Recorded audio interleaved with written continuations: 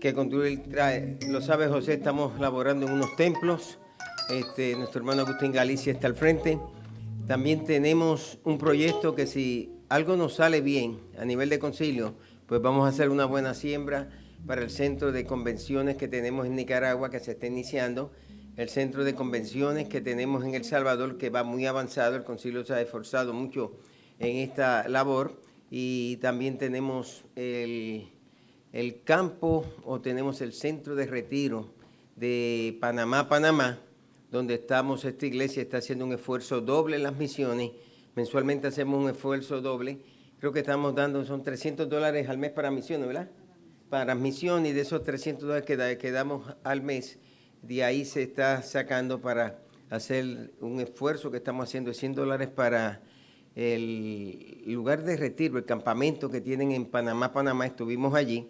Ellos tienen su campamento sin las facilidades que nosotros tenemos.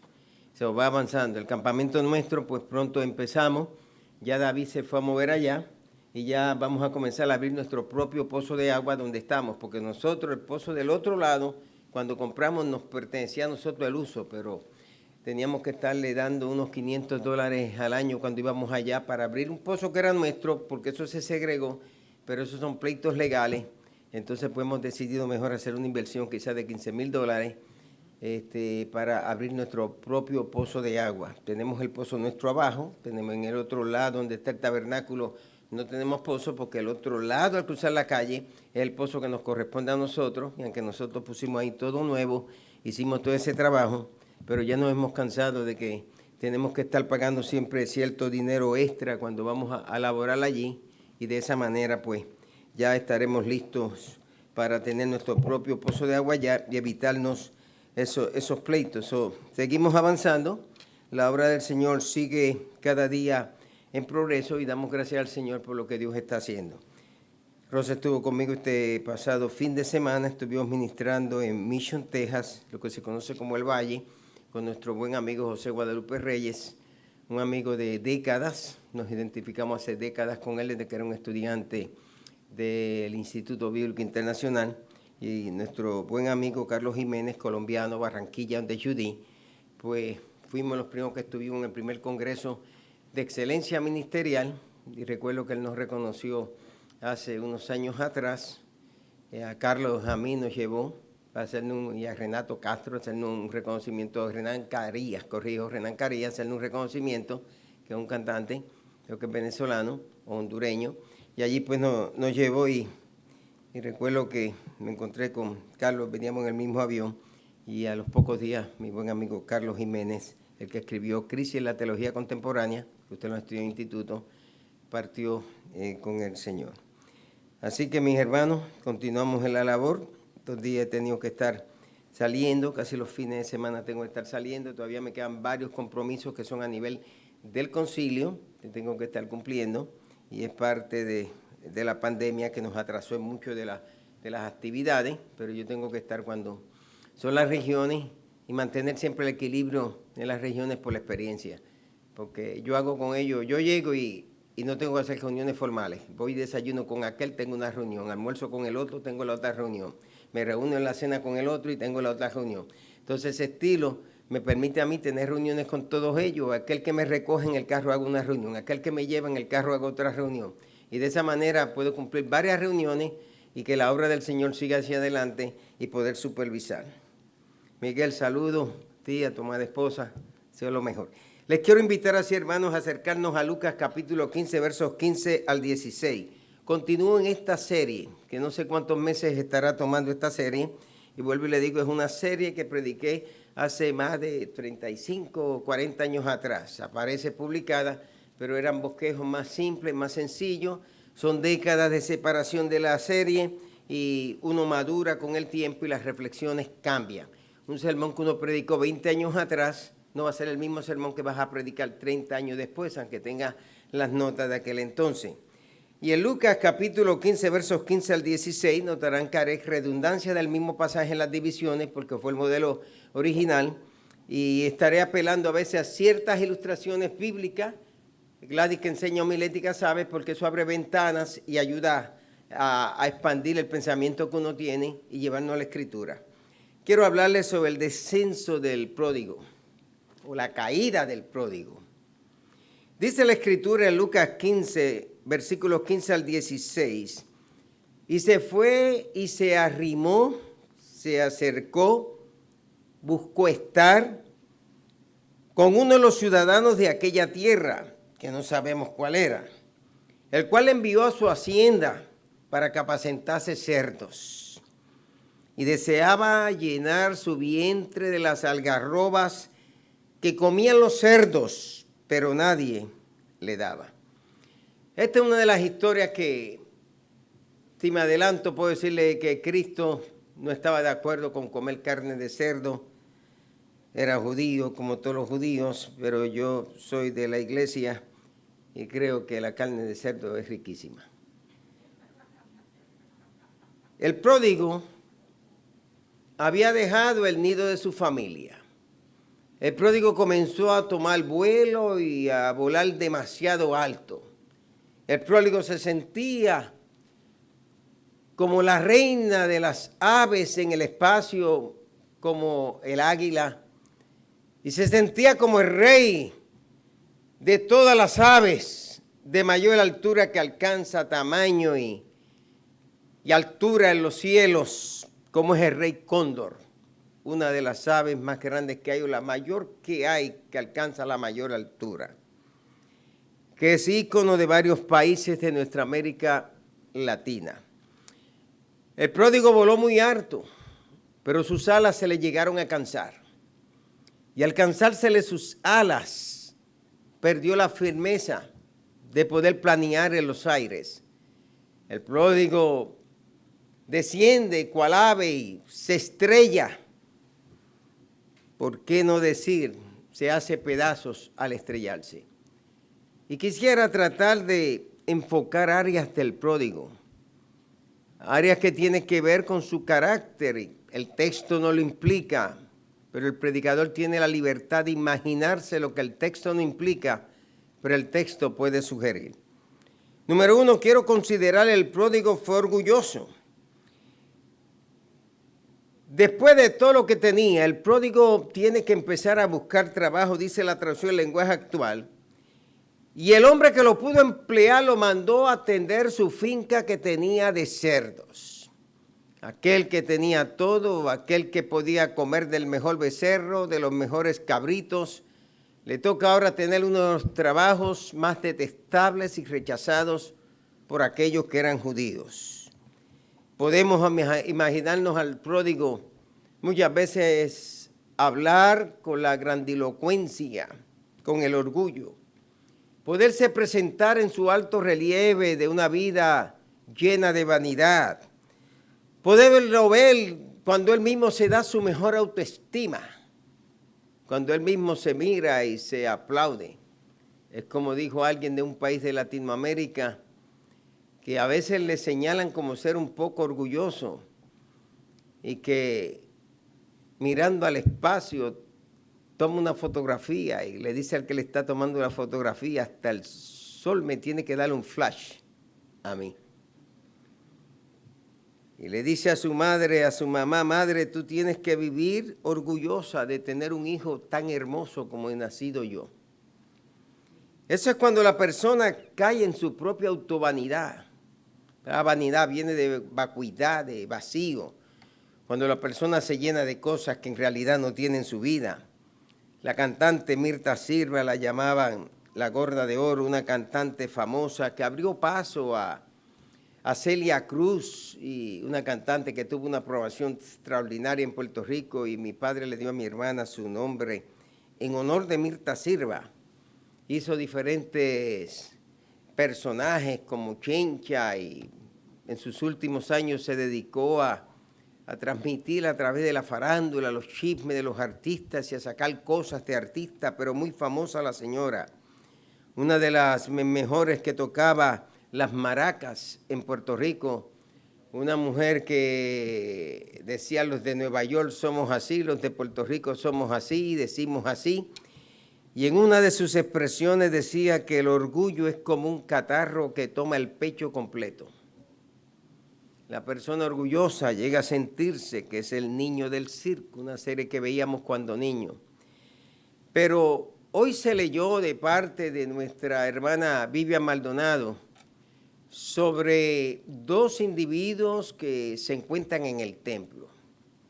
Los dos son orantes, tienen marcadas diferencias. Uno de ellos, pues, es un fariseo manifestado, identificado con su carné farisaico, y el otro es un publicano, un cobrador de impuestos, el que trabajaba al servicio de los encargados de cobrar los impuestos, un agente de la IRS de sus días. Y lógicamente el publicano te cobraba, pero te cobraba por encima de lo que tenía que cobrar, y eso era la ganancia que él iba teniendo.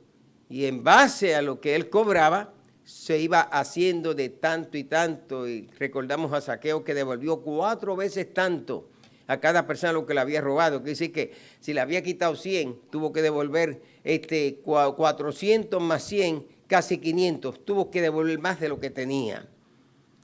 Y estaban en el templo. Se dice que uno de ellos, el de identificación farisaica, oraba de pies y señala el texto que oraba consigo mismo. Es probable que hay oraciones que no las estamos haciendo hacia Dios, las estamos haciendo hacia nosotros mismos. Estamos orando con nosotros mismos. Su oración no era una oración hacia afuera, era una oración que en realidad era hacia adentro. En la oración, cuando le tenemos que dar testimonio a Dios, que no le interesa nuestro testimonio. En la oración, cuando nos acercamos a Dios justificándonos, que Dios sabe que la única justificación está en Cristo. Y él oraba consigo mismo. Pero permita que podamos ver lo que Jesús expresa. Orar consigo mismo es orar en su mente, orar hacia adentro. Pero Jesús nos dice lo que él estaba orando, lo que él pensó en su oración. Dios, te doy gracias. Porque no soy como los otros hombres, que son ladrones, injustos, son adúlteros. Es una oración de acusación, de señalar que yo soy mejor que otro, que hay otros que son peores que yo me puedo poner por encima de los demás y hay otros que pueden estar por debajo de mí. Pero aparte de que yo no soy como aquellos, y se lo señala a Dios. Tú sabes quiénes son los ladrones, los injustos, los adúlteros, los 3 pecados máximos que los fariseos parecen señalar siempre, aparte de la blasfemia. Yo ayuno 2 veces a la semana. O sea, si se debe ayunar una vez al mes, pues yo rompo récord porque ayuno 2 veces a la semana. Y yo tengo problemas con la gente que siempre me están diciendo lo que ayunan, lo que oran, porque a mí no me interesa las horas que usted ore, que ayune, porque eso a mí no me edifica. A mí me interesa saber lo que yo tengo que ayunar y lo que tengo que orar, porque eso sí me beneficia a mí. Ese testimonio es suyo, pero ese testimonio a mí no me edifica, perdóneme. Eso a mí no me edifica. Tengo un evangelista que me llama siempre y me dice, la semana pasada estuve tantas horas de ayuno, so what? Esto a mí no me edifica. Ese es tu testimonio, esa es tu experiencia con Dios. Porque yo le puedo decir, yo me mantengo en vigilia muchas veces escribiendo libros, me retiro, hago retiros para leer libros, hago retiros para escribir libros. Pues mira, tengo el equivalente a tus retiros y a tus vigilias, y aquel que se dedica a hacer otras cosas, la está haciendo para el reino de Dios. Pero ayuno 2 veces a la semana, doy diezmo de todo lo que gano. Excelente miembro para la IPJQ, eso me hubiera gustado tenerlo. Excelente miembro para el concilio, nos hubiera gustado tener. Pero él oraba para sí mismo. O sea, su oración era para él escucharle en los oídos. Es cuando oramos y nos sentimos satisfechos con la oración que está aterrizando en nuestros oídos. Y se presenta, te doy gracias, como dando gracias, pero a la vez acusando a los demás. Es el tipo de oración que estamos señalando, la falta de los demás, la falta de la iglesia, la falta de mis hermanos, las debilidades que tienen otros, pero nos olvidamos de ver nuestra propia necesidad. Esa es la oración orgullosa, pero la oración humilde la vemos en el versículo 13. Mas el publicano a la distancia, no queriendo subir su vista arriba, levantar su cabeza, se daba golpes en el pecho y podía decir, Dios, sé propicio, ten misericordia, escúchame con amor, porque soy un pecador. Esa es la oración de alguien que puede confesar verdaderamente su pecado. No alguien que compara su vida espiritual con la vida de otro. Es nosotros llegar delante de Él. Él nos conoce como somos nosotros. El Señor puede ver en nuestro corazón lo que ningún cardiólogo puede ver en el corazón. Él lo puede ver en nuestros corazones. Y el Señor dice que éste descendió justificado a su casa antes que aquel. Ahora viene la evaluación del Señor. Aquel que oró, que diezmaba, que ayunaba, que diezmaba de todo. Significa que diezmaba hasta de lo que el IRS se le devolvía. Ese diezmaba de todo. Hay gente que son diezmadores extremados. Yo soy diezmador y hablo con propiedad cuando hablo desde un púlpito. Mi esposa también, mi familia. Si yo no soy diezmador, yo no puedo hablar del diezmo. O sea, tú hablas de lo que tú practicas. Pero sabemos que puedes diezmar todo. Pero si tú no diezmas tu vida completamente a Dios, no diezmas tu tiempo a Dios, no diezmas tus alabanzas a Dios, tú tienes que darle todo a Dios. Dios lo quiere todo de nosotros. Y el Señor dijo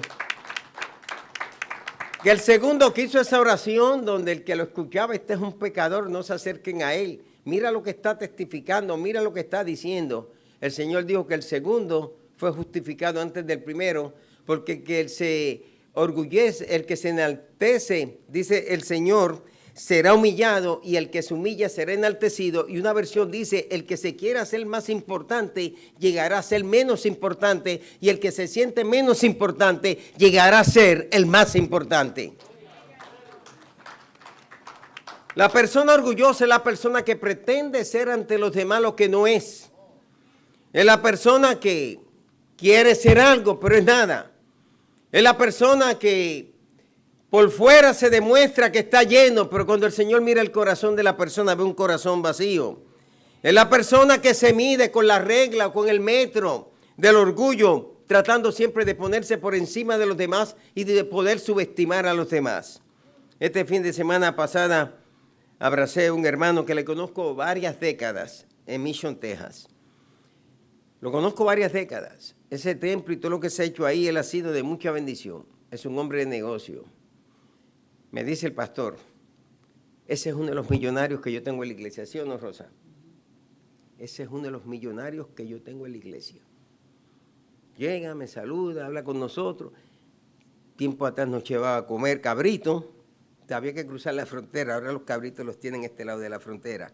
Ya no hay que cruzar a México. Antes cruzaba a México a comer cabrito, que es muy rico el cabrito. Lo hacen más que así al natural y con sal. Pero el cabrito es antes que todavía está en la época de estar lastando. Entonces el cabrito es muy rico como lo hace un mexicano, la paleta, ellos le tienen todos los nombres, entrañas, todo lo tienen, la pierna, etcétera. Y si usted lo veía en su forma de vestir, usted no iba a pensar que usted estaba delante de un millonario que carga cajas, un millonario que carga camiones, un millonario que tiene 2 supermercados, pero de los grandes, de esos mega supermercados grandísimos, con todo. Pero él entra por su tienda y de seguro que va a algún lugar y le dice a alguien, vigílate ese que va entrando con esa bolsita por ahí. Y ese es un millonario que puede moverse en cualquier círculo con enormes propiedades, con una casa que es un palacio extraordinario, pero es un hombre sencillo. No llega en el mejor carro lujoso allí a la iglesia, llega en una troca de meter calabaza y meter cosas, pero es un hombre millonario. Con eso le quiero decir que muchas veces no nos podemos equivocar con las personas. El fariseo se equivocó con el publicano. Los fariseos eran personas muy religiosas, muy practicantes de las costumbres del legalismo. En Mateo capítulo 12, versículos 1 al 2, ellos acusaron a los discípulos de estar arrancando espigas en el día sábado. Dice que iba Jesús por los sembrados un día sábado. Sus discípulos habían tenido mucha hambre y comenzaron a arrancar espigas y a comer. Los fariseos dijeron, mira, tus discípulos están haciendo lo que no les he dado a hacer en el día de reposo. Y bastaría para no hacer una aplicación. Acusaron a los discípulos de Cristo que en el día de reposo estaban arrancando espigas. En Marcos 7, versículos 1 al 5, acusaron a los discípulos de comer sin lavarse las manos. Se juntaron los fariseos y se juntaron con ellos algunos de los escribas y vieron que los discípulos de Jesús están comiendo pan con las manos inmundas según ellos, porque no se las habían lavado, y los condenaban, porque ellos se aferraban a la costumbre, que había que lavarse las manos antes de comer, había que purificar la cama antes de acostarse, y había que hacer muchas cosas. Los vasos tenían que ser purificados, y aquellos que han trabajado con judíos, los lechos tenían que ser purificados. Si la mujer tenía su regla mensual, ya había que sacar todo eso que estaba en la cama porque eso se transformó inmundo. Había que botar todo eso. La mujer tenía que saber más o menos cuando venía para no tener la inmundicia ahí donde se iba a acostar, en los colchones donde se podían acostar. Si tomaba un vaso y la mujer estaba en su regla mensual, estaba haciendo inmundo ese vaso. Si un gentil tomaba un recipiente, lo estaba haciendo inmundo. Iban aferrados totalmente a la ley, como aquí en Nueva York no pueden oprimir el botón de un ascensor, no pueden encender una estufa y tienen que tener personas que le estén ayudando. Y a veces nosotros pasar por la tediosa práctica de que el ascensor va parando piso por piso, por piso, por piso, por piso, por piso, por piso, por piso. ¿Por qué tus discípulos no cumplen con las tradiciones de los ancianos? ¿Por qué comen pan con las manos inmundas? Estaban acusando a los discípulos de Jesús que eran unos inmundos y que Jesús no los corregía. Todos los momentos cuando los fariseos se enfrentan a Cristo y tratan de señalarle faltas a Cristo en base a que los discípulos ya estaban experimentando los vientos de la gracia sobre sus vidas. Jesús les enseñó a ellos a experimentar esos vientos de la gracia, porque en una ocasión Él dijo, el sábado se hizo por causa de los hombres, no el hombre por causa del sábado, y yo soy el Señor del sábado. Mateo 11, 19, acusaron a Jesús de ser un comelón, de ser un bebedor. Y vino el Hijo del Hombre que come y bebe y dicen, he aquí que es un comelón, es un bebelón, es un amigo de publicanos, es un amigo que está con los fariseos, con los pecadores. Pero la sabiduría es justificada por los hijos. Acusaban a Cristo de que estaba con los pecadores, que estaba con los publicanos, que comía demasiado, que bebía demasiado, que iba a las casas y no bien le servían, ya estaba esperando lo próximo que le podían poner en el plato, a veces como al pastor. Pero Jesús los confronta y Lucas 7, 33 al 34 dice, porque vino Juan el Bautista que ni comía ni bebía y ustedes decían que tiene demonio.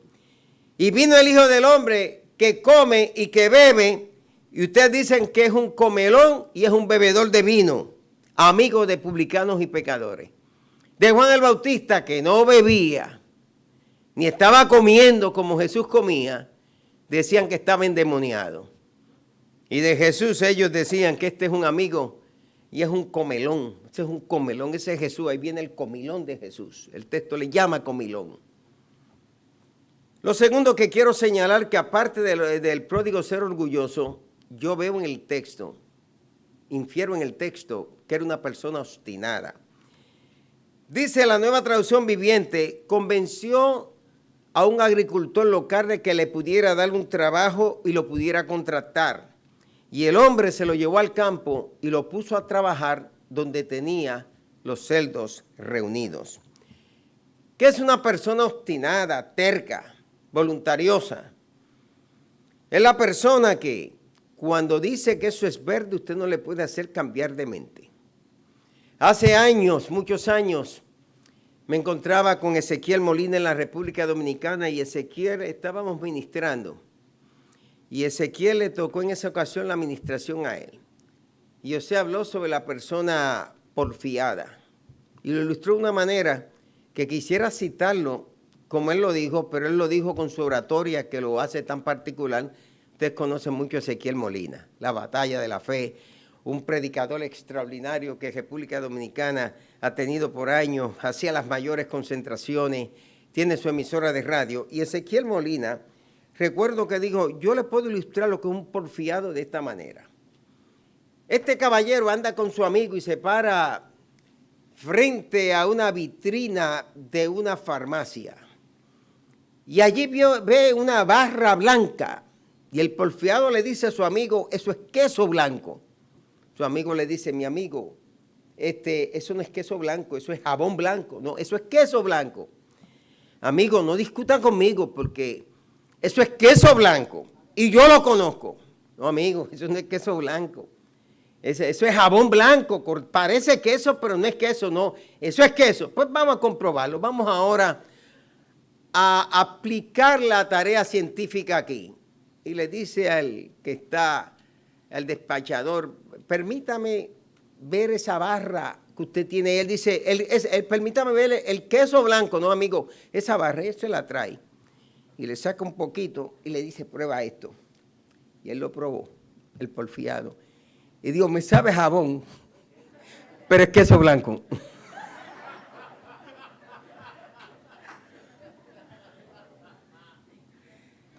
El diccionario de la Real Academia dice que la persona que es obstinada es aquella que se mantiene firme en una resolución y un tema. O sea, no va a ceder su resolución, no va a ceder su tema. Es aquella que porfía con necedad y persistencia ante cualquier argumento presentado. Es aquella que no se deja vencer por ningún ruego y amonestación que sea razonable, ni va a permitir ningún obstáculo o revés que le saque de su forma de pensar. La persona obstinada que usted sabe que no puede discutir con la persona, yo lo hago un poquito porque si no gano empato, pero esa persona siempre va a ganar, no va a empatar, esa va a ganar siempre. Y usted conoce personas así, compañeros de trabajo, disparateros, que va a caer un aerolito que vieron esta mañana y que va a destruir la tierra y tú estás aquí. Pero también se dice del pecador que se niega a cualquier persuasión que sea cristiana, de aquel que aprende las cosas de esta manera pero no es capaz de modificar aquella manera. De aquel que interpreta así, pero no puede interpretar de otra manera. De aquel que tiene sus propios contextos sociales, sus propios contextos intelectuales, sus propios conceptos de formación, pero no es capaz de aprender de otra manera. De aquel que no está dispuesto a dejar de analizar como analiza para ver las cosas diferentes. De aquel que siempre tiene una respuesta para todas las cosas. De seguro que el padre del pródigo lo aconsejó. Hijo, no te vayas a este viaje. Tú estás bien aquí con nosotros. Quítate ese capricho de tu cabeza. No hagas esa decisión que no es correcta. Toma los años de experiencia que yo he tenido. Y él dijo, yo me voy, preparó su saco. Porque no hacían maleta en esos días. Preparó su saco, metió todas sus cositas en el saco. Y dijo, papá, dame la parte de los bienes que me corresponde porque yo me mudo de aquí. Hay personas que tú puedes desde el futuro decirle lo que le va a suceder y no van a salir de su manera de pensar. Hay gente, mi mamá me decía mucho cuando yo era chamaco, ustedes ahora no entienden esto, pero un día ustedes van a entender lo que yo les quiero decir, que esa amistad no te conviene, esa juntilla no te conviene, el estar por allí no debes estar, el que deje de cortar clases en la escuela no es bueno para ti, pero eso tú no lo vas a entender ahora, un día tú lo vas a entender. 40, 50 años después, entiendo que mi mamá estaba súper correcta. Entonces nosotros en la vida debemos tener esa mente abierta a dejarnos aconsejar. Hay gente que yo no puedo aconsejar porque le digo a Rosa, ese es un caso que lo perdí. O sea, saben más que el consejero. Hay gente que yo lo estoy aconsejando y comienzan Miguel y comienza Daniel y comienza Héctor, ellos a aconsejarme a mí. Sí, pero pastor, usted tiene que entender que esto es así. Entonces yo termino siendo el aconsejado. Él es el cliente, es el que viene por consejo. Pero ahora yo termino siendo el aconsejado. Hay hijos que la madre no le puede corregir porque el hijo termina corrigiendo a mamá. Mamá, usted está mal. Mamá, lo que usted dice no es correcto. Nosotros debemos ser sensibles, debemos ser como la plasticina, debemos dejarnos moldear. Dejemos que el Espíritu Santo utilice a alguien para bien de nuestra vida. Hay correcciones que no nos gustan a nosotros, que producen enojo, hacen reacciones emocionales en nuestra vida, pero son bien para cada una de nuestras vidas. Las personas obstinadas tienen que aprender de los golpes de la vida. Se tienen que estrellar una y 2 veces y 3 veces. Tienen que caer en el mismo hoyo varias veces. Y qué interesante que en el mundo animal, donde el león sabe que hay una trampa, no vuelve a repetir el mismo lugar. Donde el zorro sabe que hay peligro, no se mete por el mismo lugar.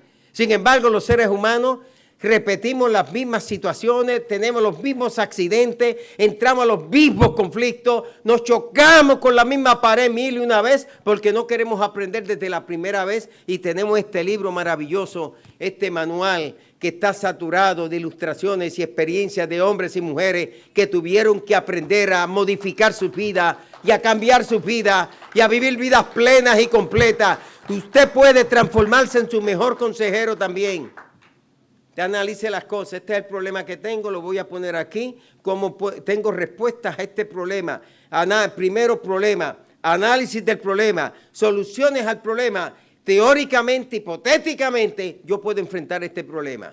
Pero muchas veces nosotros dejamos que las emociones sean los que tomen las bridas de nuestro caballo y que las emociones o el pasajero de las emociones que tiene que estar sentado al lado atrás y que el pasajero que está en el volante, en la voluntad, que ese pasajero de las emociones mueva al pasajero de la voluntad y que se sienten las emociones a manejar nuestro carro cuando no sabe manejar, cuando no tiene licencia para manejar y de seguro que nuestro carro se va a chocar porque el pasajero de las emociones decidió sustituir al pasajero que está manejando o al conductor de ese vehículo que es la voluntad.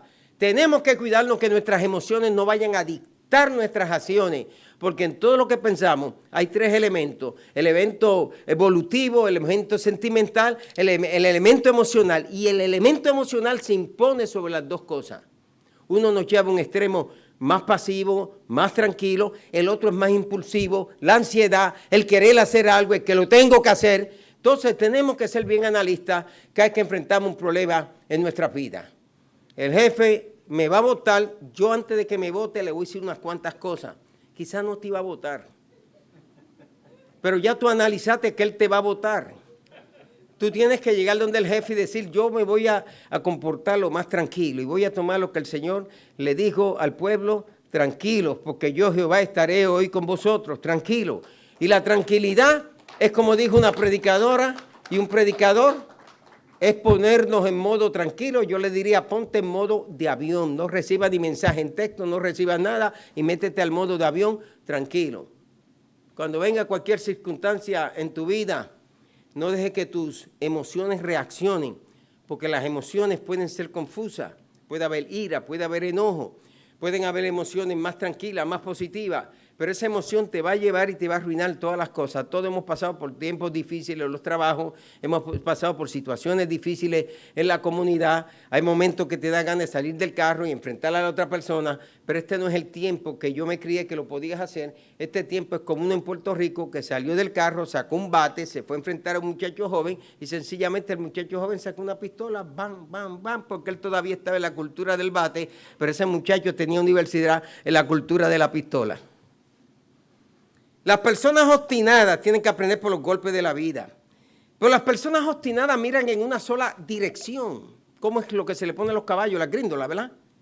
Que se le ponen para encaminarlos, para que no estén viendo ni aquí para allá, porque eso los va a desbocar, los va a sacar, ¿verdad? Entonces hay personas que solamente miran en esa dirección. Los problemas es el mundo grande que ellos tienen.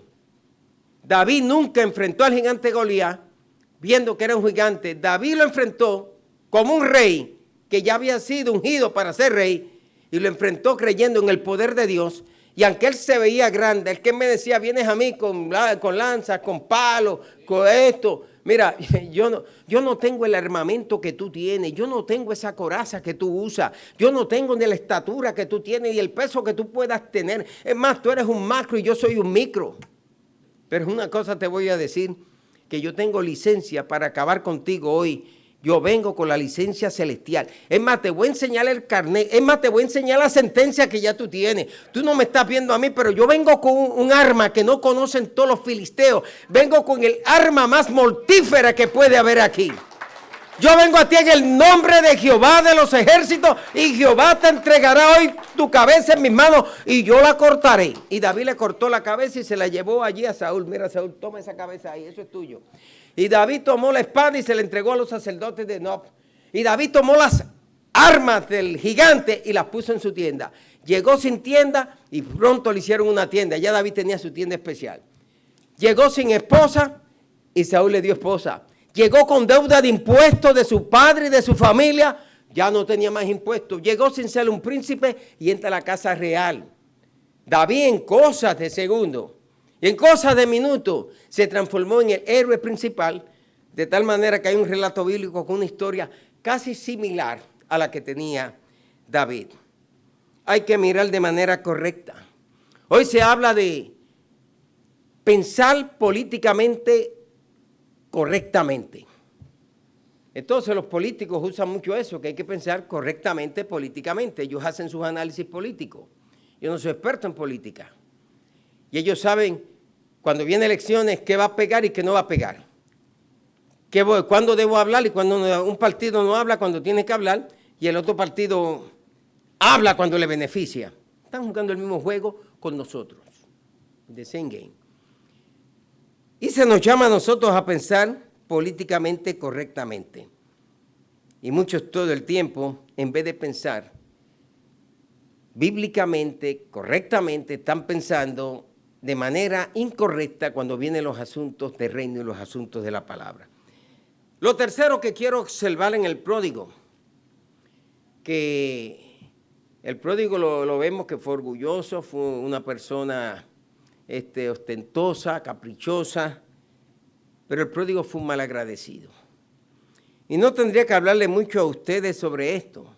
La Nueva Biblia Vida nos dice, entonces fue y consiguió un trabajo con un ciudadano del lugar, que aquel lo mandó a los campos a que cuidara a sus cerdos.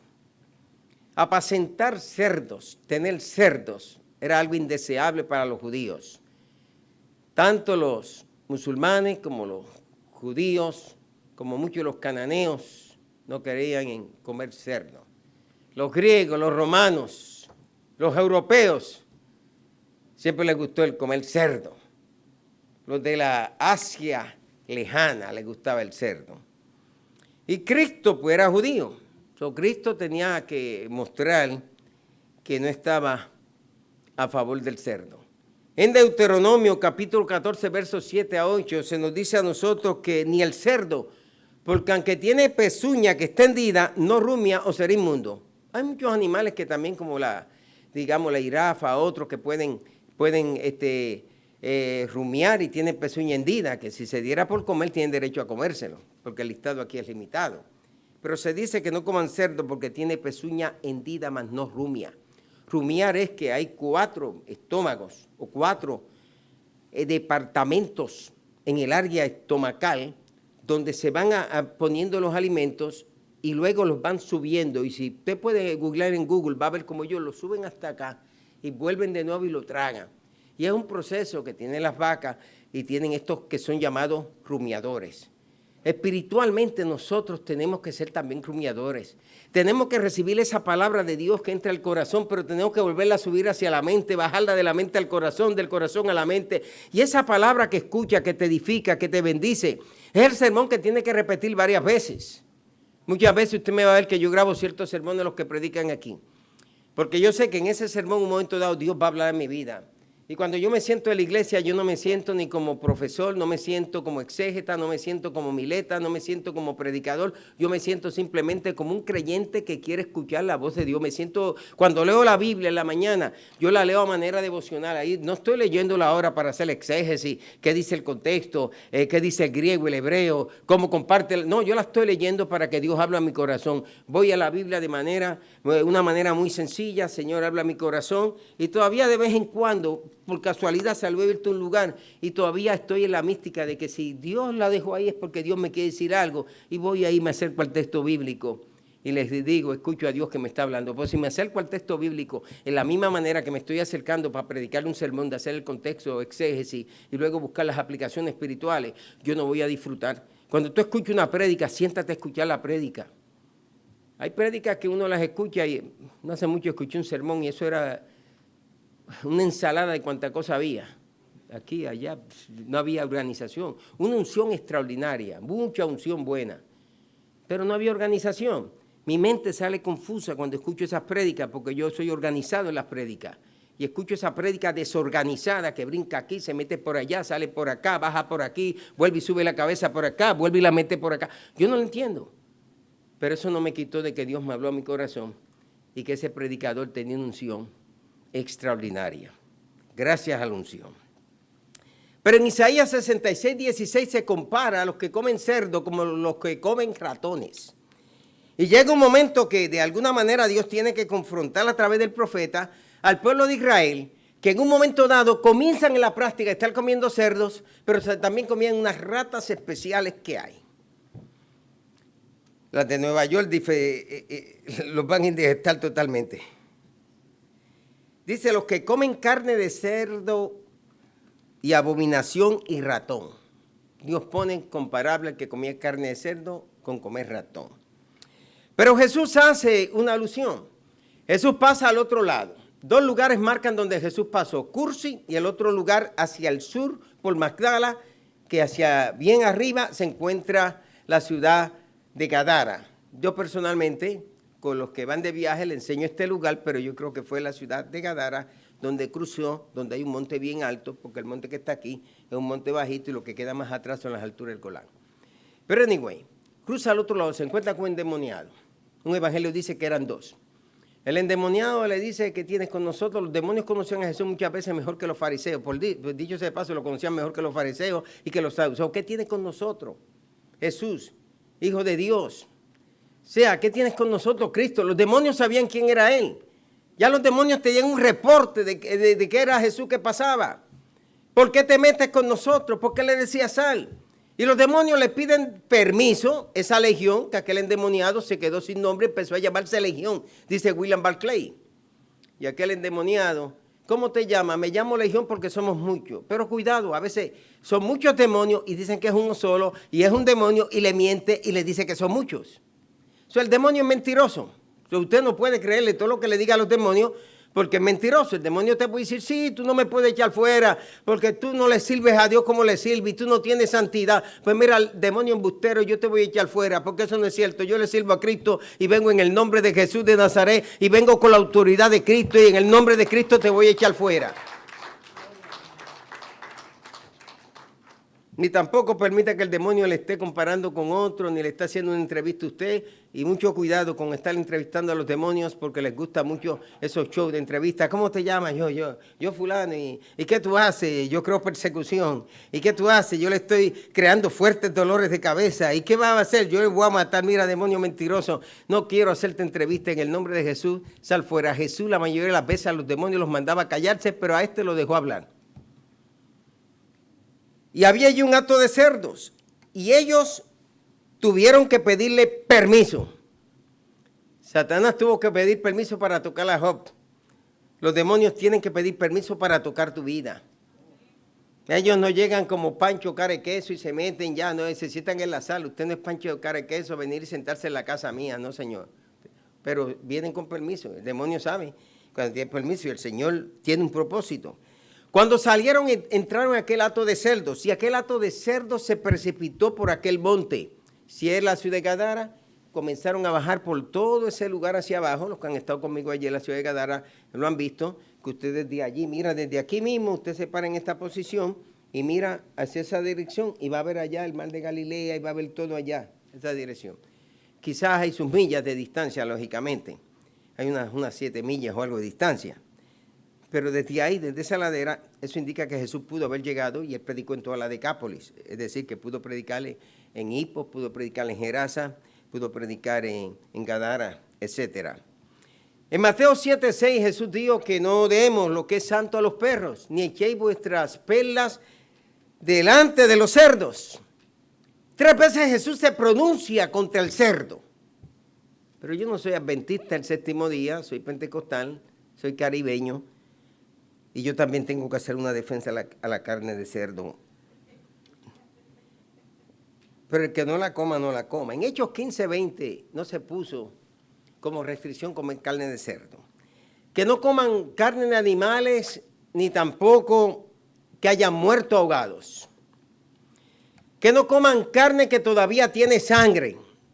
Judíos, musulmanes, tienen sus expertos carniceros. Primero el animal se mata sin que sufra.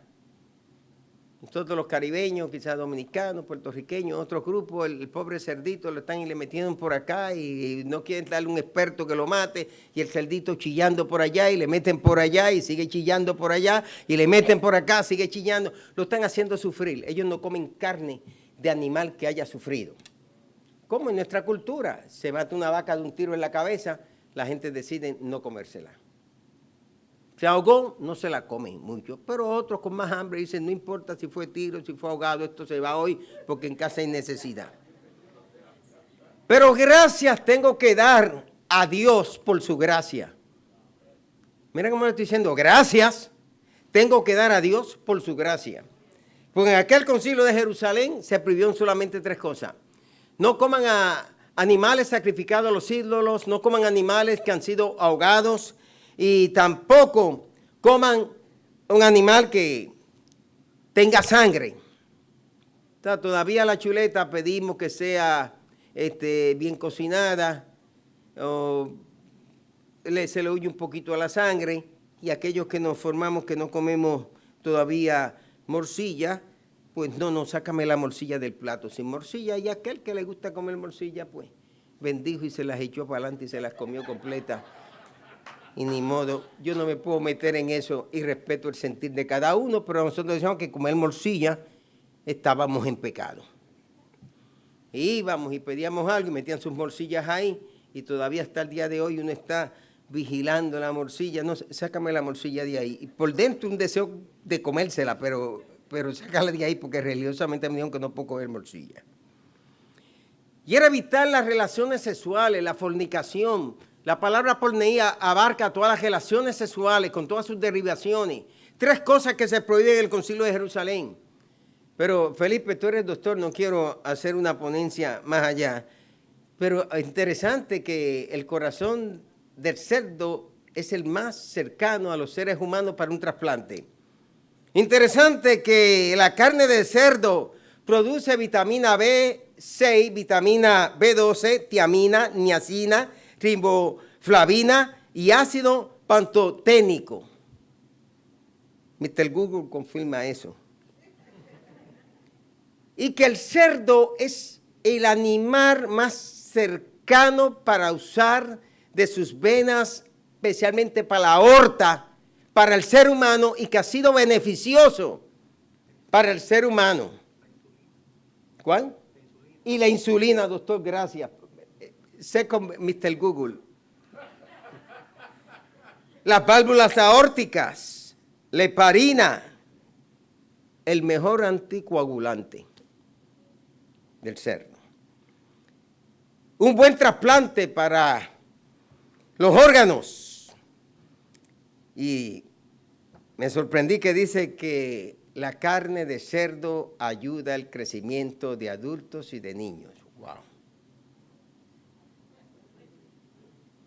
No sé. Pero en la época de Jesús eso no se conocía. Tampoco es que usted se vaya a llenar de grasa, estar comiendo lechón, si le cae mal. Tiene muchas cosas malas que le ocurren a las personas. A personas también se dice que tienen un gusanito que inventaron, que hay que ser súper archi mega cocinado para que el gusanito no esté. Pero yo sé que nosotros los hispanos ese gusanito lo matamos desde el principio.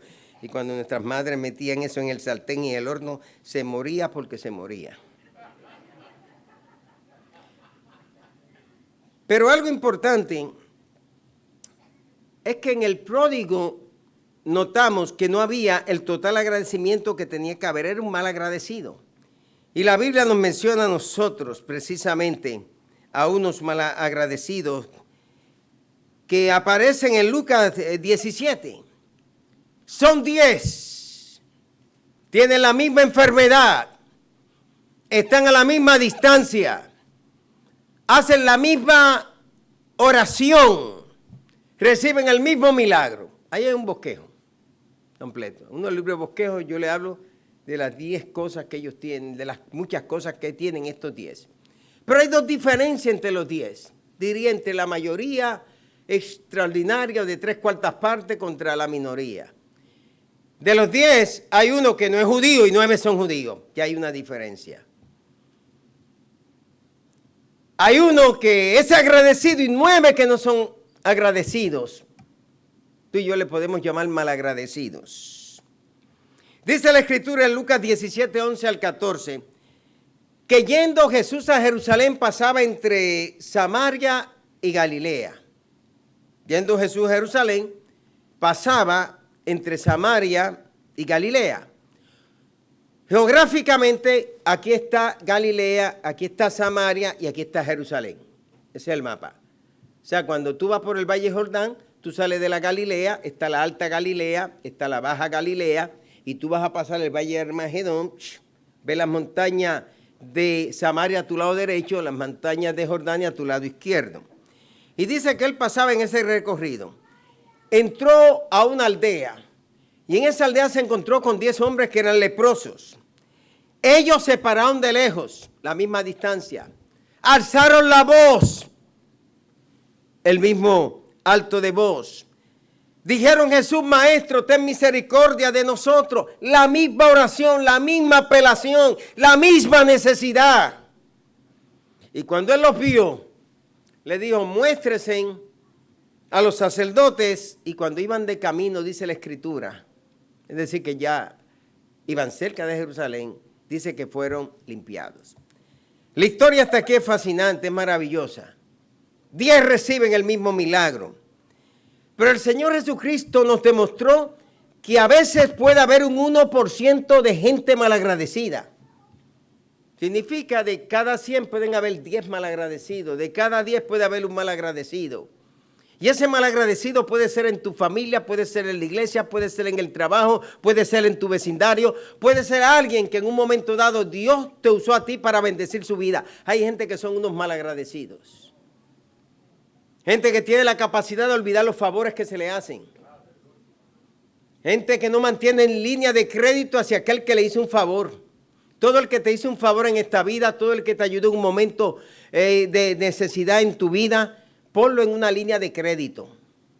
En esa línea de crédito, fulano, mi mamá, mi tía, mi abuelito, mi hermano que me trajo desde mi país, me recibió en su casa con muchos hijos y allí me hizo un espacio aunque fuera durmiendo en la sala. Pero hay gente que son unos mal agradecidos y hay quien viene, les hace un favor y se van hablando mal. No, porque allí me repitieron la misma carne de pollo desde que llegué 7 días corridos. ¿Qué usted quiere, compay? Usted llegó agregado y para que pudiera esto compramos carne de pollo. Sea un agradecido. Gente que no son agradecidos. Y Jesús quiso señalar que allí estaba un mal agradecido. Los 10 se mostraron, fueron sanados. A 9 no le importó a quién Dios usó para sanarlos. O sea, que ellos dijeron: esto pasó porque tenía que pasar. La gloria es de Dios y olvídate de ese Mesías. Pero uno de ellos, que era un samaritano, el extranjero, el extraño lo llama Jesús. Ese regresó. Ese no se quedó dando testimonio allá, no, ese regresó para darle gracias. Y Jesús le dijo, porque él llegó y se postró a sus pies agradecido: soy samaritano, he recibido este milagro, ya no soy leproso, mira mis falanges están bien, puedo mover mis falanges, mis dedos, mi oreja, lo que estaba marcando mi cuerpo. Y se postró de rodillas para agradecerle. Y Jesús dijo: ¿y los 9 dónde están? En esta pandemia Jesús también está preguntando por los 9 en muchos lugares. Gracias a Dios que ya eso ha desaparecido aquí, porque han regresado a casa. Pero ¿y los 9 dónde están después de la pandemia? ¿Y los 9 dónde están durante la pandemia? Porque la pandemia eran los 10. Pero después de la pandemia, 9 se desaparecieron. Ahora no es la oveja que está perdida en el redil, son las 99 que se desaparecieron del redil. Ahora el problema no es que voy a buscarla. Pastor, ¿dónde tú vas a buscar? La oveja que está perdida en el redil, vete por allá. No, estoy buscando las 99, porque la del redil que se perdió, yo sé dónde está, por las 99 no sé dónde se encuentran. Pues búscalo en el mall, búscalo en la farmacia. Vete a la 42, toma el tren A, toma el tren B, vete a Nassau, a Broadway a Nassau, llega a las 59, quizás los puede encontrar en la Gran Aventura en el verano. ¿Y los 9 dónde están? Puerto Rico, uno escribió un libro: ¿y tu abuela? Dice abuela, ¿y tu abuela dónde está? ¿Y tu abuela dónde está? ¿Y los 9 dónde están? No sé si a ti te ha pasado lo mismo, que ha ayudado a tu familia, que tú has sido el sostén de tu familia, que tú has sido el instrumento milagroso para tu familia. Aquellos que les gusta ayudar a la familia, porque hay quien nació en una familia y después que está bien, vive sin familia. Hay gente acéfalas de familia. Pero otros que somos de contexto familiar, que no nos desconectamos de la familia. Porque hay quien no, nace en familia y llegó una edad y se olvidó de familia, de mami, de abuela, de tatarabuela, titirimundi, y todo el mundo se fue a usted. ¿Y los 9? ¿Dónde están? Yo creo que eso sería un sermón extraordinario. Santiago, ayúdame a aterrizar porque como que el avión está, tú sabes. ¿Y los 9 dónde están? No hubo quien volviese y diese gloria a Dios, sino este extranjero, pues ya vamos a decirle, este indocumentado, este que todavía no tiene los papeles, este que no tiene la residencia formal, este que está luchando fuerte en la vida. ¿Y dónde están aquellos ciudadanos de los Estados Unidos que pueden ir a cualquier lugar? ¿Y dónde están esos residentes con la verde, que no sé si es azul y la siguen cambiando, pues se quedó verde? ¿Y dónde está aquel que pasó llorando al altar y se oró por él y Dios hizo el milagro y le dio el trabajo? ¿Y dónde está aquel que Oneida le consiguió un trabajo? ¿Y dónde está aquel que Nuri oró por él y que hoy día está en mejor situación? ¿Dónde está? Yo no sé, si ustedes saben dónde está, se lo dicen. No hubo ninguno que volviese, sino este que vino a dar gloria a Dios. Y este era un extranjero. Yo doy gracias a Dios por los extranjeros de esta nación. Doy gracias a Dios porque son agradecidos. Doy gracias a Dios porque en medio de las cosas, yo veía a muchos luchando en la pandemia, luchando. Bueno, que en realidad, ante el reino de los cielos no somos extranjeros. Nosotros somos extranjeros en este mundo. Estamos en el mundo, pero no somos del mundo. En este mundo yo no tengo pasaporte. En este mundo yo estoy indocumentado. En este mundo yo no tengo residencia. En este mundo no tengo TPS. Pero en el reino de los cielos, soy ciudadano del reino de los cielos con todos los derechos, con todos los privilegios. Y cuando llega allá arriba, no me puede preguntar,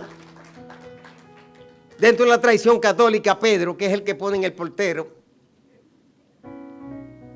Peter no puede decirme, Kitini, ¿tienes visado para entrar aquí? Le voy a decir así, Pedro, no te sientas mal, Piri, no te sientas mal. Yo no tengo visado. Yo tengo ciudadanía total y completa. Y si quieres ver mi pasaporte es firmado por Jesús de Nazaret. No me saquen las huellas digitales. Mira la huella de la sangre de Jesús impresa ahí, que ese ADN lo tenemos todos los que somos de Él. Lo triste es que a veces esperamos de aquellos cercanos a nosotros, familias cercanas a nosotros, que sean unos agradecidos. Muchos de ustedes, al igual que yo, hemos recibido la familia y doy gracias a Dios por todos mis hermanos que yo recibí en casa. Cada uno de ellos siempre me ha sido agradecido, que tomaban parte del espacio que les cedíamos. Y yo doy gracias a Dios por todos mis hermanos, por mis sobrinos que hicieron escala en mi casa. Gracias por esta mujer que siempre tenía ese corazón dispuesto, que llegaban David, René, Junior, Abelsaín, Eve, llegó Tata, mis sobrinos y los agregados que venían. Mi esposa nunca tuvo una mala cara y me decía, Quitín, si son de tu familia que lleguen aquí. Significaba reducción de dieta, significaba cama quitada, significaba demora para entrar a un solo baño. Significaba que no tenían trabajo al principio y luego le aparecía, pero todos mis hermanos, y a ellos les doy gracias a través de este medio, fueron personas agradecidas que llegaron a mi casa. Los misioneros, otros días estaba hablando con José Guadalupe Reyes de Juan Carlos, cuando llegaba a casa, a ver si puede acordar, misioneros, cuando aquí nos dábamos hospedaje, cuando yo pedí, hermanos, alguien puede quedarse con el pastor que llegó, a ver si lo dejan en las casas. Y los hermanitos iban desfilando por ahí a las millas chaflán. Se desaparecían, los carros iban chillando las 4 ruedas. Pero Nuri, María y otros más, que puedo empezar a mencionar nombres aquí que podían. No es que los demás se sientan mal que no podían. Yo lo quiero que lo entiendan. No vayan a sentirse mal. Uno eran porque estaban a mucha distancia y lo querían hacer. Vivian dejaba. Nuri me dejaba. Felipe. Los que no podían resolver problemas, siempre Felipe iba allá, ¿sí o no? Iban donde Felipe, allá. Ese corazón para recibir los predicadores. Algunos hospedaron ángeles en su casa sin darse cuenta, pero otros teniendo, y todavía en mi casa cuando tiene que quedar alguien se queda. Hasta que Dios nos dijo, desarrollen una visión de tener un apartamento para aquellos que vengan a ministrar, no aquel que venga y me lo envíen y me llamen a resolver problemas, porque Dios no me llamó a resolver problemas de dar hospedaje a la gente. Eso yo quiero que usted lo entienda. O sea, ese problema de que te vienen con el problema y tú me lo rebotas a mí, yo no quiero tu problema. Pero el problema que llega a mí, yo lo quiero compartir con aquellos que quieran ser bendecidos. ¿Sabes? Eso es tener un corazón de ser agradecido. ¿Y cuántas veces algunos que se quedaban me decían después, los hermanos, pastor, este hermano se quedó en casa, pero fue abusivo con ese teléfono, pastor. Y este hermano quería que le hiciera chuleta cuando no había chuleta y que le diera huevo frito cuando no hay huevo frito. Pues dale lo que tú tengas, compra una caja de huevo en polvo y dale huevo en polvo. Se acabó. ¿Qué es el énfasis de esto? Hay que ser un agradecido. El pródigo todavía tenía que golpearse más en su vida hasta que en una próxima prédica él tenga que despertar. El problema te va a despertar, la circunstancia te va a despertar, la situación te va a despertar. Ese hijo tuyo tiene que despertar. Y va a llegar el momento que va a despertar. Entonces decir, mami, ayúdame. Y cuando se diga ayúdame, ahí viene la solución. Les invito a estar puestos en pie. Abashai Kimansoa. Vamos a ser agradecidos. Y si yo no he sido agradecido con usted como miembro, y usted se da cuenta, el pastor nunca ha sido agradecido conmigo. Yo creo que con todo el mundo yo he sido agradecido. Por lo menos le doy la mano, eso es señal de agradecimiento. Por lo menos te regalo una sonrisa, eso es señal de agradecimiento. Por lo menos tú me regalas algo a mí y yo lo valorizo. Llegar al templo lo valorizo más todavía. Apoyarnos en la pandemia.